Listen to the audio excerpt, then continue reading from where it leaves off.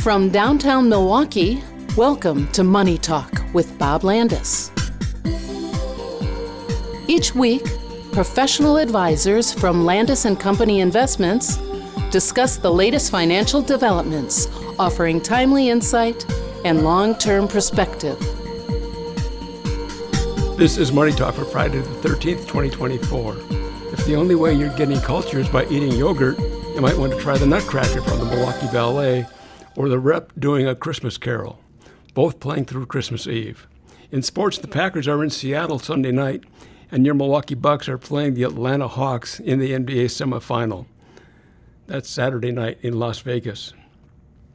Commuters in the San Francisco Bay Area were tied up in traffic chaos last week as a big rig carrying 40,000 pounds of chocolate caught fire, causing nearly all of that chocolate to melt onto the highway. The only thing more poetic would have been if that truck crashed into another truck carrying peanuts. Archaeologists have recovered over 200 small spoon-like objects next to warfare-related artifacts at a Roman-era dig site. Archaeologists believe this Roman Empire warriors may have gone into battle with the help of stimulants taken with these little spoons. And I don't think we're talking about sugar or caffeine. And finally, a retired Lake County, Florida fire captain was cleaning his pool when a drone appeared overhead. Like any good gun-toting American, he pulled out his gun and shot it. The police investigation centered on what a great shot the captain was, shooting a drone out of midair with a single shot. Turns out it was only a delivery drone, but it could have been UPS, FedEx, or even the post office. And I'm thinking Santa and Rudolph might need bulletproof vests this year. On the podcast today, we have Mike Hoelzl, Tom Pappenfus, Joel Driesing, and wrapping up the week, here's Kyle Tetting. Well, thanks, Max. A bit of a mixed week overall, but overall down for stocks. The Dow Jones Industrial Average down 1.8% this week. After losing 86 points on Friday, down 814 for the week. The S&P 500 down 39 points on the week, down 0.6%. The NASDAQ, however, did make it positive, up 0.3%, closing the week at 19,927. The S&P closing the week at 6051. And the Dow Jones Industrial Average closed the week at 43,828 for the year. NASDAQ up 33.5%, the S&P up 28.4%, and the Dow Jones Industrial Average up 18.2%. You know, Joel, I think tough not to start with an inflation number this week ahead of a Federal Reserve meeting next week to talk about how much further do rates get cut. Well, one of the big things hanging out there was what's the inflation picture look like? And we got a little data this week that maybe that last mile inflation is still not completely solved. That's right, Kyle. The Consumer Price Index, which is the broadest measure of inflation, came in at 2.7% year to year for November. And that's the highest it's been in a little bit. It actually got down to 2.4% in September. So it's up a little from that. The Fed target, again, is 2%, so it got, within throwing distance from a stone's throw of the Fed target, about where it was before the pandemic started. But it's actually pretty good because it's down from 9.1% in mid-2022. And remember, that's when the Fed had been intervening to raise rates to try to bring that inflation rate down. So this actually might be showing that, inflation's stubborn enough that the Fed needs to lower rates a little bit more. And, of course, rate cuts likely on tap next week, Tom. The Federal Reserve, markets have pretty much baked in a 25 basis point cut with a potential. Maybe we start to slow down the pace of cuts going into next year. I think you look at how quickly the yield curve has shifted, how quickly rates have shifted, a lot to digest when it kind of comes to rates and bonds more broadly. What are you talking to clients about when we kind of look at the fixed income side of the market? Yeah, I think right now markets are predicting, I believe, numbers, as you mentioned, almost a guaranteed rate cut next week, 99%, and then drops pretty dramatically starting in the beginning of the year, about 23% for the next rate cut potentially, and maybe only 50 basis points of cuts. And right now, that's anyone's best guess as to how much we might see.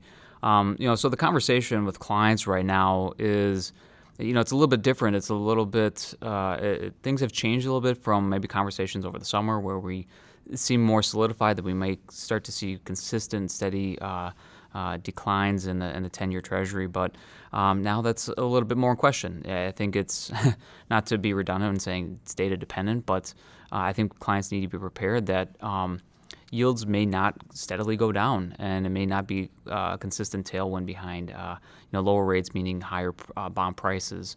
And so how you want to consider preparing for something like that is be, as much as you may have longer dated bonds, you want to have some short dated bonds in there as well. Those will be less interest rate sensitive and can weather an environment where rates may stay higher.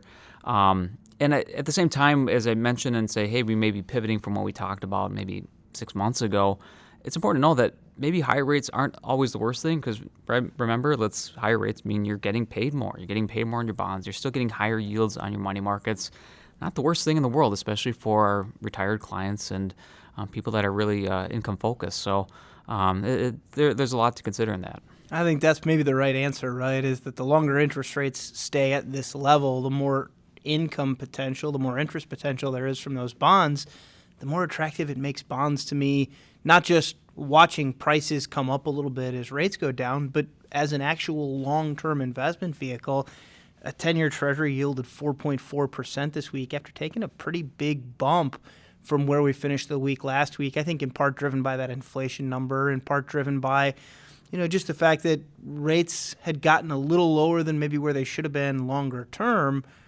Yeah, we probably get there eventually, but at 4.4, 4.5 on the 10-year, a pretty attractive opportunity to say, hey, I can take very little risk. Yeah, we joke about whether the federal government's going to be around 10 years from now to pay it back. Odds are that you're getting your money back, and if you don't, you probably have some different problems. But I think as we look at maybe what the next 5 or 10 years look like, doesn't seem like all that bad of a rate of return. And it gives you some of that, I think, stability you need to take some risk in the stock market with the rest of your portfolio.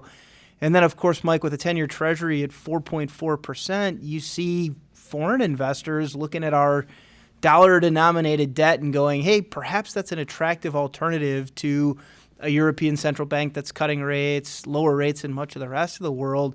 One thing which has maybe kept the dollar a little bit stronger than what we otherwise might have seen coming this year, and potentially some more things coming that might continue to keep that dollar strong. Yeah, I mean, that's to me is one of the most interesting pieces for 2025 when you look ahead is where does the dollar go? I mean, just some numbers. I mean, it's up 6% since the end of September as of kind of close of business yesterday, which is a massive spike for just a short-term run.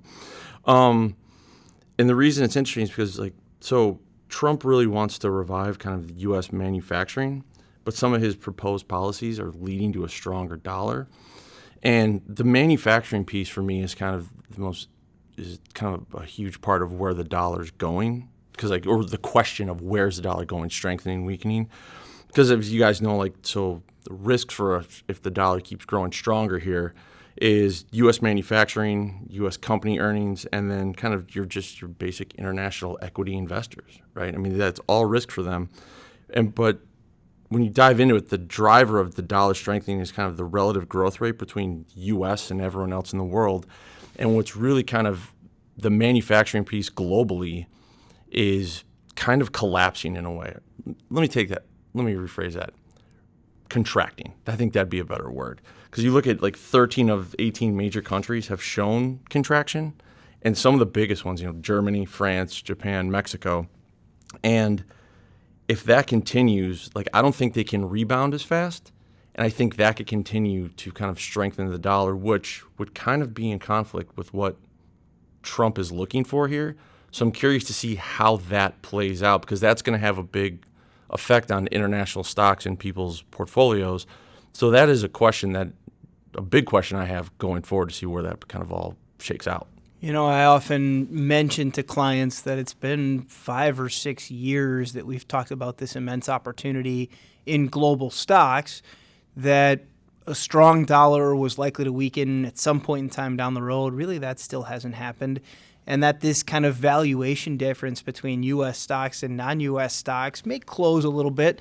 To be fair, a lot of the overvaluation here in the U.S. has to do with the fact that we are much more technology-driven when it comes to our index, the S&P 500, than any traditional global stock measure. So you would expect some higher valuations.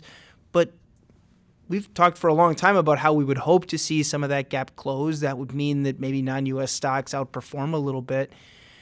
And yet, despite the expectation that maybe that's where we were headed, we had been sensitive to just how much we pushed overseas in our portfolios, staying largely underweight what traditionally we would have thought was a reasonable exposure for a balanced portfolio. Maybe that's 12 to 15%. Most of our clients probably meaningfully underweight that number, or at least at the bottom end of that range. That's worked, certainly, and I think we continue to see great deals overseas that may persist as great deals for some time longer, precisely for the reasons you're talking about, Mike. Yeah, and to your point, just to kind of piggyback, you said about 5 or 6 years ago with the, we talked about the dollar.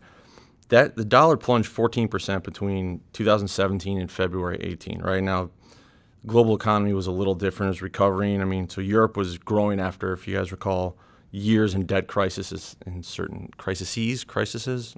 I can talk on a Friday afternoon, everybody. Greece being obviously one of those big things, if you guys remember 6-7 years ago. And then China was re-stimulating their economy. So it's going to look a little different. But yeah, just to illustrate your point, like this 5 or 6 years ago was an interesting kind of time, because I believe that's the first time just since that international stocks outpaced U.S. stocks for, I believe, about a year or so. So it's a little different set now with kind of the global political dysfunction out there with, to say the least. Syria has a new leader. Everyone's cheering that. But remember, he's a former Al-Qaeda member. So take with that what you will. I don't know. He may be a lovely gentleman. I've never met him.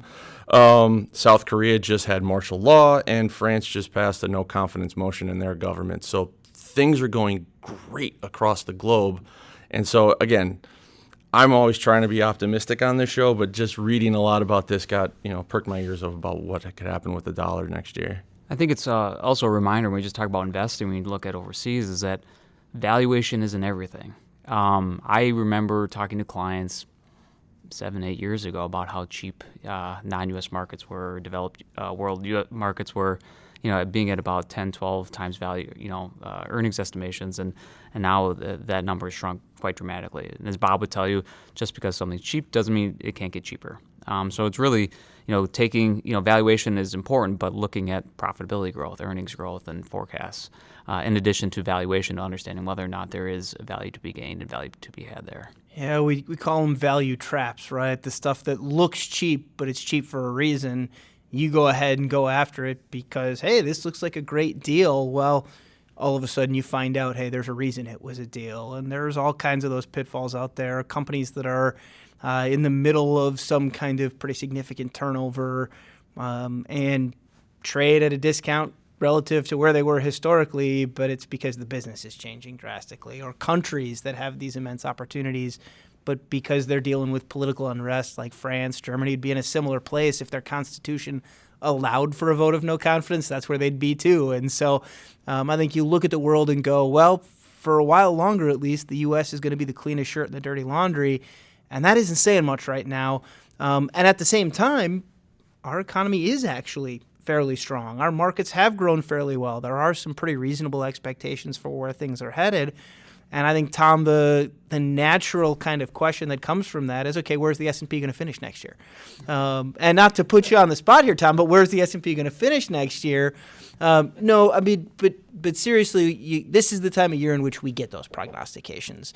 And I think it's important to remember that you're going to see numbers thrown out, 7,500 for the S&P by the end of the next year. And then you're going to see one that says 4,500. And I 12,000. I can do it too. I suspect you might have some thoughts on maybe just how important it is to take some of that with a grain of salt. Well, absolutely. I mean, those prognostications, like you said, are just about as good as reading the star headlines at the end of the grocery store aisle. It's to grab your attention. Those aren't true? Some are. They're historically wrong 100% of the time, and they're historically wrong by a wide margin. So it's important that, I'll be honest, they're entertaining to read. I do read them just to see, well, what is your view of things, and that's just kind of get a good view, a glimpse of what these other companies are seeing, and just kind of how they're relaying that into their models and forecasting. But I think you and I talked about Stifel came out, was the first one that came out and said, hey, the market's going to be down next year. We're like, well, as you pointed out, you have to make something that's kind of away from the grain or different from where everyone else is going to attract your attention. And it's really just to attract traffic. Then you'll be like, oh, well, how do you view things? And then it doesn't matter. Their opinion could actually be the same. They could have the same. They do probably have the same data. But it's really just to drive traffic to, who works at Stifel and what do they think and what's their, and now it's advertisement is what it is at the end of the day. So very much, like you said, very much credence to be put to those. That's, you just kind of take them as entertainment value, I'd say. I think the thing I always come back to is how little value there is in consensus, right? If we all assume this is what's going to happen, how do you differentiate your opinion versus the next analyst's opinion? And so this is the time when we get that wide range, and it's why they're all wrong, because it's never going to be as meaningful to one side or the other. Maybe it is, but direction, magnitude, all got to be right, and rarely do these individuals nail it head on. I think the other piece for me is that as we look to where are things headed, there is some value not on the number, but in the what themes are you picking out? And that's where I tend to get a little more interested is if you're saying we're going to be down or if you're saying we're going to be up, what is it going to take to get there?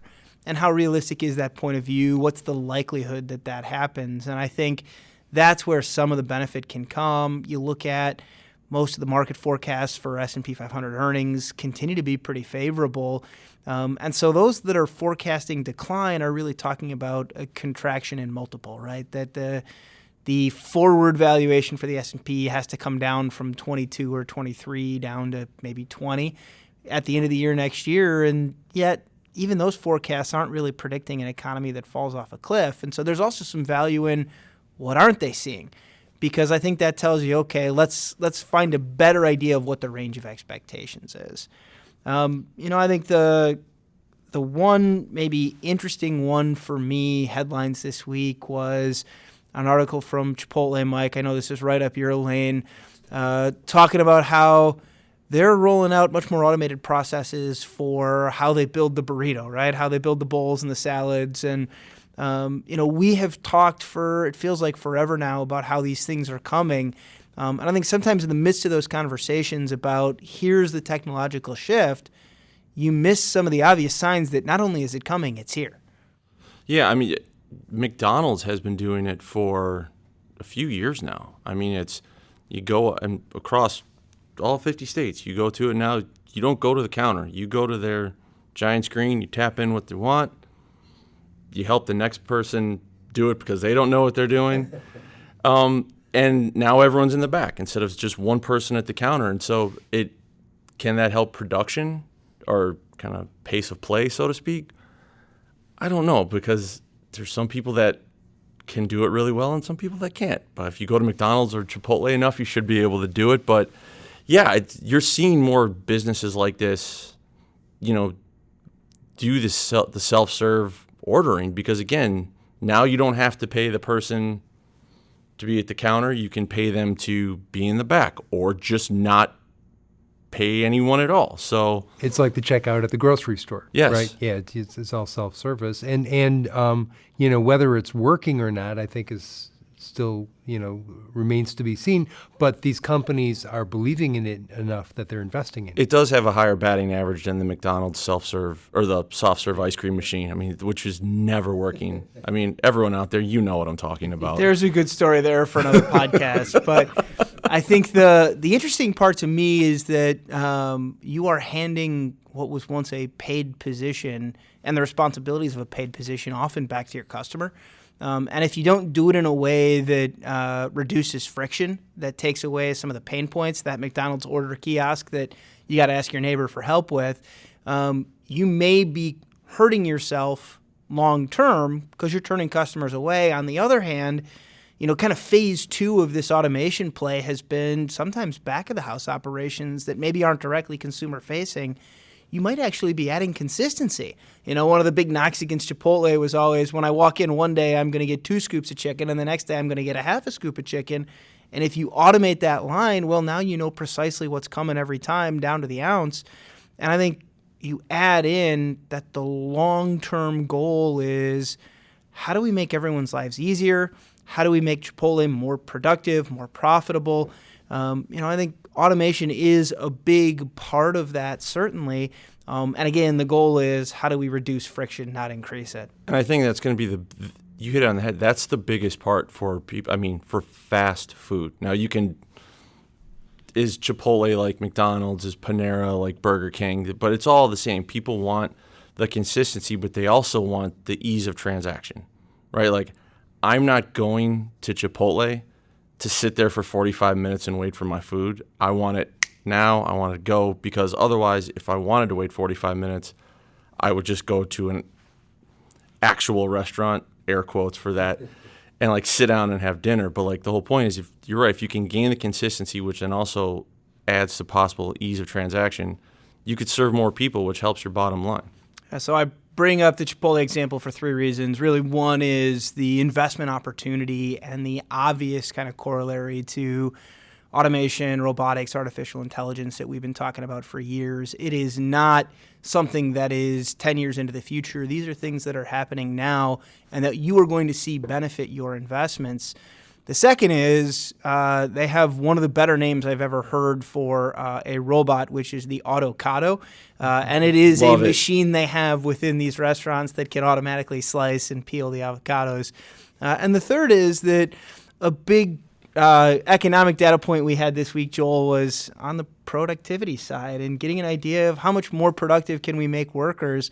Yeah, maybe not the massive gains we're talking about just yet, but we do continue to see some productivity gains down the road. And one of the things that the Bureau of Labor Statistics looks at is productivity over business cycles. The current business cycle, the one that we're in now, started at the end of 2019.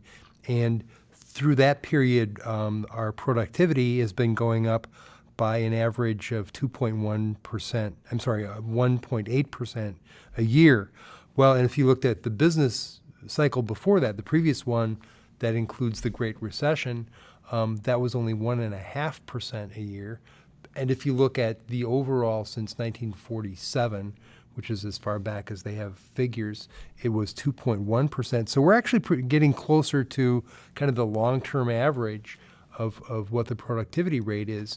But what that's telling you is that perhaps some of these things, perhaps some of these automations, the use of artificial intelligence is gradually making companies more productive, and that means that companies can have more money to invest in their workers or to return to their shareholders. Yeah, that is always the hope, right? That not only do we see the kind of near-term benefits of maybe some reduced friction, maybe I get my food a little faster and a little more consistently, but as the investor, then maybe the other part of that is what comes ultimately. You need the cash to spend. There are clearly plenty of businesses out there with available cash to continue to implement these technologies. You need a vision on kind of where things are headed and how you're going to get there. And then I think most importantly, you need the execution, which leads to kind of bottom line for investors. With that, we enjoy doing the program for you.